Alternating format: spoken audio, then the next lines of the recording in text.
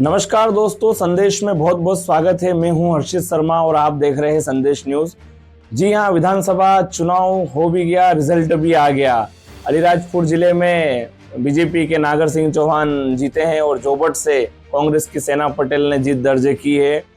अब बात करते हैं हम अलीराजपुर की। तो अलीराजपुर में नागर सिंह चौथी बार चुनाव जीते हैं। बीच में पिछला जो 2018 का चुनाव है, नागर सिंह हारे हैं, लेकिन इस बार वे जीते हैं। नागर सिंह जी प्रदेश के उपाध्यक्ष भी है।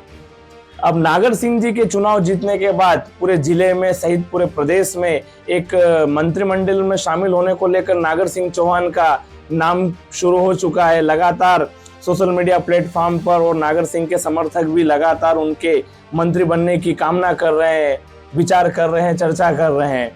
तो हम भी आज यही चर्चा करेंगे कि अब नागर सिंह चौथी बार अलीराजपुर से चुनाव जीते हैं।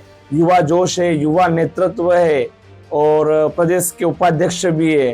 तो इस बार भारतीय जनता पार्टी को अलीराजपुर से जो विधायक बने नागर सिंह चौहान, उनको मंत्रिमंडल में शामिल करना चाहिए, उनको मंत्री बनाना चाहिए। क्योंकि आने वाले कुछ समय बाद लोकसभा के चुनाव भी है।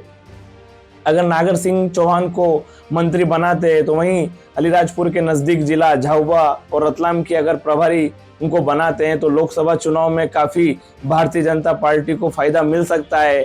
रतलाम झाबुआ संसदीय क्षेत्र में 8 विधानसभा सीटें आती है। अभी हाल ही में जो चुनाव संपन्न हुए उसमें 4 पर बीजेपी ने जीत दर्ज की है, वहीं 3 पर कांग्रेस ने दर्ज की है और सेलाना विधानसभा पे निर्दलीय प्रत्याशी कमलेश्वर डोडियार जीते हैं।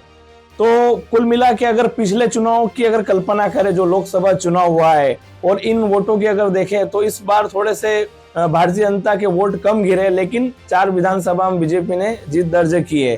तो अगर नागर सिंह चौहान को मंत्रिमंडल में जगह दी जाती है तो इससे झाबुआ जिला और रतलाम जिले के प्रभारी मंत्री रहते हुए काफी कुछ नजारा बदल सकते हैं, काफी वोट बैंक बदल सकते हैं। क्योंकि नागर सिंह जी, मैं फिर कह रहा हूं कि युवा जोश है, उनमें युवा नेतृत्व है, बहुत बड़ी फौज है। उनको अलीराजपुर सहित जोबट, झाबुआ और रतलाम में भी उनके प्रशंसक है, उनके समर्थक है, जो उन्हें लाइक करते हैं।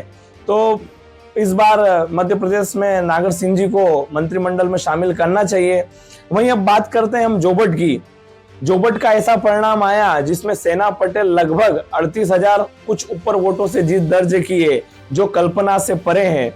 सभी आकलन कर रहे थे कि सेना पटेल की जीत होगी, लेकिन इतने वोटों से जीत होना लगभग ये एक चमत्कार ही बोल सकते हैं कि जिस प्रकार से कांग्रेस के पक्ष में बम्पर वोटिंग हुई, तो कांग्रेस के पक्ष में बम्पर वोटिंग हुई। वहीं बीजेपी के प्रत्याशी विशाल रावत काफी कम वोट लाए हैं, लेकिन दूसरे नंबर पर वो रहे 40-41 हजार के आसपास वो वोट लाए हैं।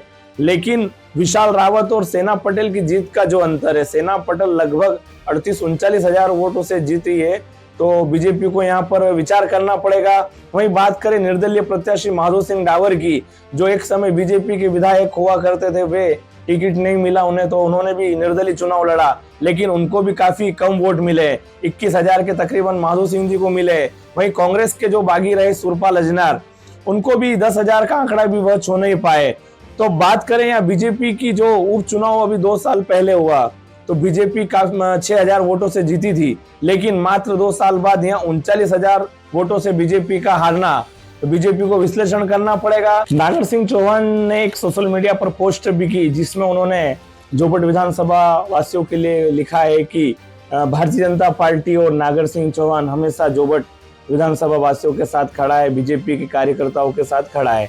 अब वही नागर सिंह चौहान के जीतने के बाद अगले दिन वे 4 तारीख को भोपाल गए, जहां पर मुख्यमंत्री शिवराज सिंह चौहान से उन्होंने मुलाकात की। आप देख सकते हैं, देखे किस प्रकार मुख्यमंत्री ने मिठाई खिलाकर बधाई दी, शुभकामनाएं दी।